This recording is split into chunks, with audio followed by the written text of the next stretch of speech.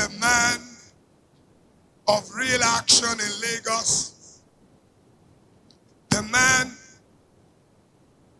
who God brought at this time, knowing that there would be at some point COVID-19, and knowing that there would at some point be NSAS, God brought Mr. Babajide Olushola Sanwolu as the one who will be governor and will be able to handle all of those situations. He is ably represented by the Honorable Commissioner for Tourism, Arts and Culture in Lagos, Pharmacist Mrs. Uzamat Akinbile Yussuf. Members of the State Executive Council here present, all other courtesies duly extended, ladies and gentlemen. Right about now, we would invite the Honorable Commissioner for Tourism, Arts and Culture, who represents the governor of this event. Mo tọrọ pé kẹ́ ẹ dákun, ẹ bá ń fi àtẹ́wọ́ tó rinlẹ̀, kẹ́ ẹ bá fi gbé gómìnà wá síwájú, aṣojú wọn, Commissioner fún ètò àṣà àti ìṣe nípínlẹ̀ Èkó, Pharmacist Mrs. Uzamat Akinbile Yussuf. Àtẹ́wọ́ yẹn mi ò gbọ́. Ẹ jẹ́ kí àtẹ́wọ́ yẹn kó máa ró. Bí wọ́n ṣe ń bọ̀ ní olùbánidámọ̀ràn gómìnà lórí ìgbafẹ́ àṣà, Honourable Solomon Sanu Bonu, àwọn náà tẹ̀lé wọn. Kí Olúwa dá màmá sí fún wa. Èmi Yorùbá ni ó wù èmi láti sọ nítorí wípé nǹkan tá ń ṣe ní òní níbi wa ni. A dẹ̀ gbọ́dọ̀ ta ara wa lọ́pọ̀ dànù. So nítorí ìdí èyí kí àwọn oní ìwé ìròyìn, àwọn ilé agbóhùnsáfẹ́fẹ́ kí wọ́n má bínú. Tá bá ṣe tán bí báyìí, tó bá fẹ́ ká sọ òyìnbó ìlú bá wọn sọ.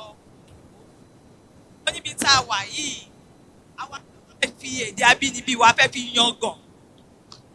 A fẹ́ sọ fún wọn wípé èdè wa ó dùn, ìṣe wa ó dára. Mo kí gbogbo àwọn ọlọ́lá jùlọ tí wọ́n wà lórí ìjókòó. Mo kí gbogbo àwọn akẹgbẹ́ mi tí a jọ ń kọ̀wọ̀ rìn láti bá gómìnà Babájídé Olúṣọlá Sanwó-Olú túbọ̀ ìpínlẹ̀ Èkó. Mo kí gbogbo wa, mo kí wa lọ́kùnrin, mo kí wa lóbìnrin, mo kí wa lọ́mọdé, mo kí wa lágbà. Mo kí ẹni tí Ọlọ́run rán, ẹni tí Ọlọ́run yàn. Èèyàn pàtàkì. Ó lè kéré lọ́jọ́ orí, ṣùgbọ́n nǹkan tó gbé dání, nǹkan iyebíye ni fún wa.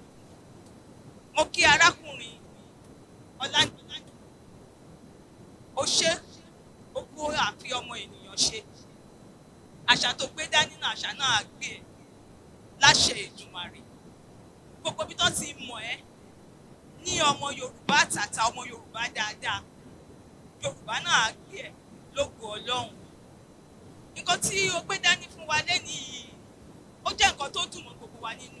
Mo kí yín láti ohun ẹni tó jẹ́ alákọ̀ọ́kọ́ ènìyàn ní ìpínlẹ̀ Èkó, Mr. Babájídé Olúṣọlá Sanwó-Olú. Ó wù wọ́n láti wá sí ibi, ṣùgbọ́n gbogbo wa la mọ̀ wípé iṣẹ́ ìránṣẹ́ tí gómìnà gbà ó pọ̀ púpọ̀ lọ́pọ̀lọpọ̀. Ó ní ò jẹ́ kí wọ́n lè bá wa wá sí ìjókòó ìlénì. Àṣà Yorùbá ó jẹ́ nǹkan ìbànújẹ́ wípé gbogbo wa ti ń gbàgbé ẹ̀. Tí a bá wà ní ilé wa nínú ilé, òyìnbó la máa sọ pẹ̀lú àwọn ọmọ wa. Àwọn ọmọ náà dé ta, wọn ò tiẹ̀ ní lè sọ Yorùbá mọ́. Tí ọmọ Yorùbá mi bá sọ Yorùbá, ẹ máa pé mo ná sí ń bọ̀ ni. So eléyìí ló ṣe nígbà tí wọ́n kó àwọn ọmọ kéékèèké. Gbogbo bá ṣe ń ṣe láyé àtijọ́ ti nǹkan ìgbàgbé tó fi wá jẹ́ pé nǹkan òyìnbó nìkan òun la fi síwájú gbogbo nǹkan tá a bá fẹ́ ṣe. Mo fẹ́ rọ àwa òbí, alágbàtọ́, olùkọ́ni, ẹ jọ̀wọ́, ẹ jẹ́ ká gbé àṣà Yorùbá, ẹ jẹ́ ká gbé lárugẹ. Nǹkan tí ó wà ní àṣà wa tá ti gbàgbé ó pọ̀ lọ́pọ̀ o.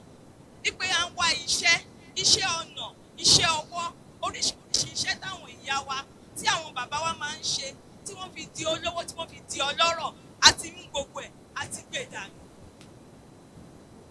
Àwọn iṣẹ́ ọnà, iṣẹ́ tó jẹ́ wípé òun ni wọ́n fi rán wa lọ sí ilé ìwé, òun náà fi rán àwọn ọmọ lọ sí ìlú òyìnbó, ó wá di nǹkan tó fẹ́ máa ti àwọn èèyàn lójú láti sọ wípé òun làwọn ń ṣe.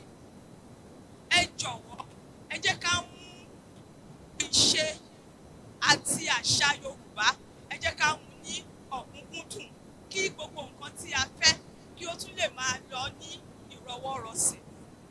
Gbogbo nǹkan tá a fẹ́ ṣe lénìí tí èyí wa tó ti bá wa fi sí iwájú nípa wípé a fẹ́ ṣe ìrànlọ́wọ́ fún àwọn ọ̀dọ́ nípa láti fi àwọn nǹkan tá a ti gbàgbé láti fi mú wá sí ìrántí wa. Ẹ jẹ́ kí a fọwọ́sowọ́pọ̀ pẹ̀lú ẹ̀.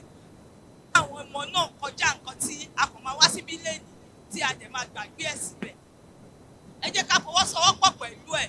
Gbogbo nǹkan tí oníkálukú wa bá ní fi ṣe ìrànlọ́wọ́ náà, ẹ má jẹ́ kó kéré jù fún wa, ẹ kó pọ̀ jù fún wa. Ọlọ́run bá mi fi ọ̀pọ̀lọpọ̀ rọ́pò ẹ̀ fún yín. Ẹ jẹ́ kí a sì jọ lẹ́yìn ìgbà tá a bá kúrò níbẹ̀ ká máa polongo àṣà ìṣe ilẹ̀ Yorùbá. Mo kí wa, ẹ káàbọ̀. Àṣà á gbè wá o, ìṣe á gbè wá o, ẹ ṣe àdúpẹ́. Mama o, mama o, mama o, Olúwa dá màmá sí fún wa. Mama o, mama o, mama o, Olúwa dá màmá sí fún wa.